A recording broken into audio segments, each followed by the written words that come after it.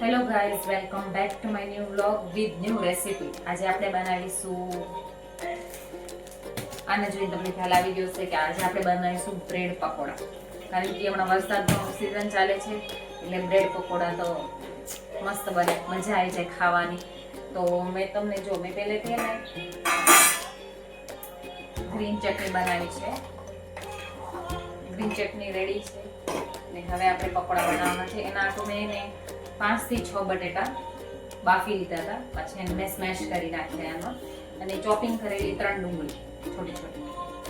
આ 3 ડુંગળી, અને એમાં આપણે હવે નોર્મલ જ ઘરના મસાલા આપણે નાખીશું, જેમ કે મરચું, હળદર, ગરમ મસાલો, થોડી સી હિંગ અને થોડુંક કહેવાય ને શેકેલું જીરું. એ સારું. ચલો આપણે બનાવીએ. જો ગાઈસ, આમાં મેં નાખી દીધા છે પીનટ, મીઠું, કોથમીર, લીલું મરચું, પુદીના અને દહીં. આની હવે આપણે બનાવીશું ચટણી. આને આપણે ગ્રાઇન્ડ કરી લઈ. ગાઈસ, જો અમે ગ્રાઇન્ડ કરી લીધી ચટણી, અને આની કન્સિસ્ટન્સી આવી છે. આને પીસી લીધી છે મસ્ત. જો આનો કલર જો કેટલો મસ્ત છે. અને તમે વધારે સ્પાઇસી બનાવીએ તો ગ્રીન મરચાં વધારે નાખજો, જો લીલા મરચાં, તો એકદમ તીખી થશે. ચટપટો સ્વાદ આવે. બિકોઝ આમાં મેં દહીં એડ કર્યું હતું અને જરાસું બી પાણી એડ નહોતું કર્યું. તો હવે આપણે એમાં એડ કરશું જરાસા જીરું, થોડી સી હિંગ અને મરચું. જેવું તમે સ્પાઇસ ખાતા હોય એવી રીતનું મરચું આપણે એમાં બધું નાખી દઈશું. ચાલો, સ્પાઇસી મજા આવશે ખાવાની. આ મરચું એડ કર્યું અને થોડી સી હળદર, ને હું ગરમ મસાલો કોઈ બી કંપનીનો યુઝ કરું. લાઈક અમારા નડિયાદમાં અહીંયા જલારામનો ગરમ મસાલો ફેમસ છે, એટલે આ થોડોસો ગરમ મસાલો નાખ્યો. અને હવે આપણે આમાં ચોપિંગ કરેલી આ ડુંગળી રાખી દઈશું. કાંદા આપણે એમાં નાખી દીધું. હવે આપણે આને હલાવી લઈશું. હવે આપણે આને હલાવીશું અને મિક્સ કરી લઈએ.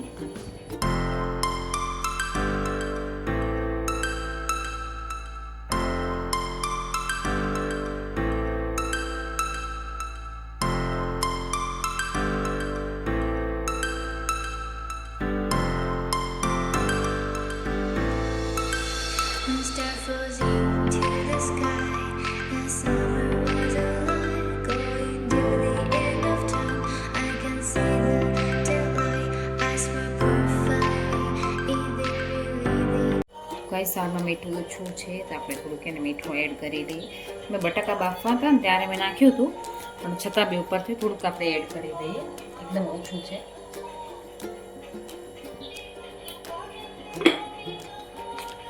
એક બાઉલમાં આપણે એને ચણાનો લોટ લઈ દીધો છે આટલો. હવે આપણે આમાં ખાલી મીઠું એડ કરીશું, થોડોસો સોડા, મિનિમમ થોડોસો છે, જરાસો જણા સોડા. હા, બસ આટલું સોડા આપણે એડ કર્યો. ગાઈસ, હવે આમાં થોડું આપણે સ્વાદ અનુસાર મીઠું નાખી દીધું છે.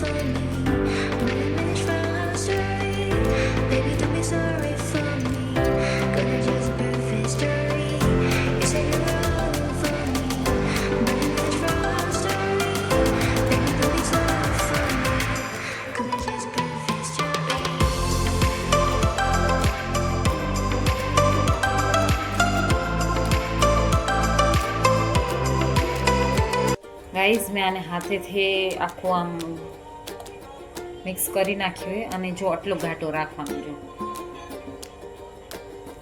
આટલો ઘાટો હોવો જોઈએ. વધુ પાણી એડ કરશો ને તો આખું સ્પ્રેડ થઈ જશે તેલનું અંદર બધું, તો થોડુંક ઘાટો સોજ રાખવાનું.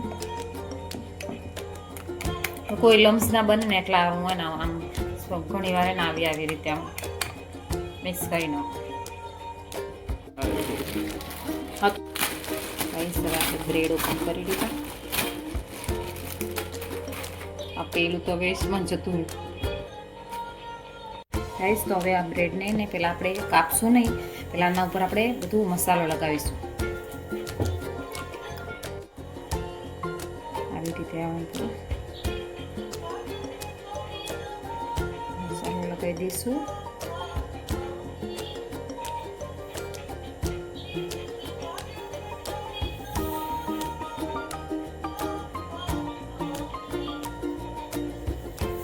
ભરી ભરીને લગાવવાનો.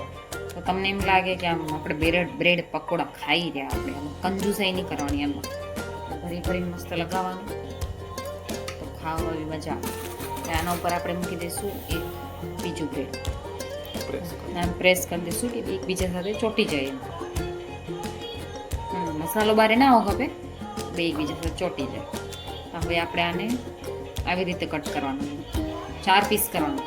અમુક લોકો અહીંયાથી આમ કટ કરે અને આમ સાઈડમાં ત્રિકોણ ભાગ કરે, પણ આપણે એમને આપણે સ્ક્વેર જ બનાવવાનું, આપણે ટ્રાયંગલ નથી બનાવવાનું. જો આમ થયું, જો આવી રીતનું તમે બનાવો. જો કેટલા ક્યુટ લાગે.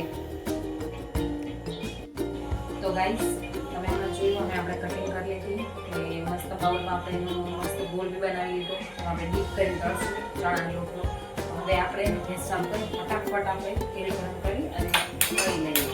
બસ બારે મસાલાની તૈયારી છે, તેલ લઈ લીધું છે. હવે તળવાની ફૂલ તૈયારી થઈ ગઈ છે. અને આપણે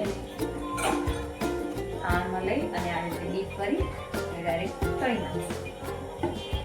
તો ગાઈસ હવે આપણે આમાં ડીપ કરી લઈએ સારી રીતે.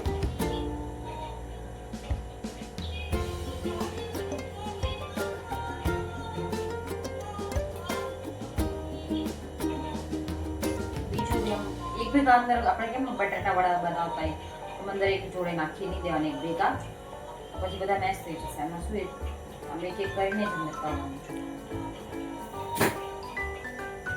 આ અમારા કઢાઈ બાઉલમાં એને 2 ચાલશે એટલે 2 જ હું તળીશ. હવે આને આપણે પલટી દઈશું એક સાઈડ. પહેલી વાર હોય ને તો ચોંટી જાય, પછી આને પલટાવવાનું. તો ગાઈસ મેં બ્રેડ પકોડા બનાવ્યા, પણ આખું કિચન અસ્ત વ્યસ્ત થઈ ગયું.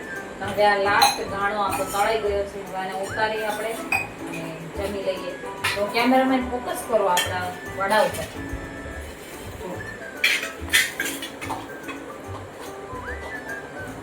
તો ગાઈસ આજની રેસીપી આપણે અહીંયા જ એન્ડ કરીએ અને મળીએ કાલે નવા વિડીયો સાથે, આ નવા બ્લોગ સાથે, નવી રેસીપી સાથે. Thank you so much for watching. Bye guys. જો અહીંયા કને ને 2 વાંદરા એ 2 ને બહુ બધા આયા, પણ અમારે અહીંયા જો 2 બેઠા હે ને અહીંયા કને ગિરગીટ બેઠું હોય. જો વાંદરાના પગના આગળ અહીંયા ગિરગીટ બેઠું હોય. વાંદરો એને વારે ઘડીએ જો કરતો હતો. 2 કેવા મસ્ત આરામથી બેઠા જો. એક તો જાય છે, હવે બીજો જશે.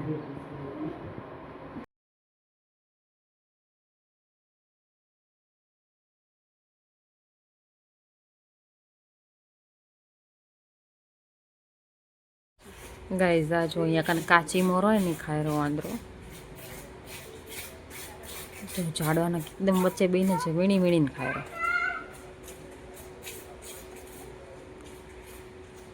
ચોખ્ખો દેખાય રહ્યો ઝાડવામાં ગ્રે કલર.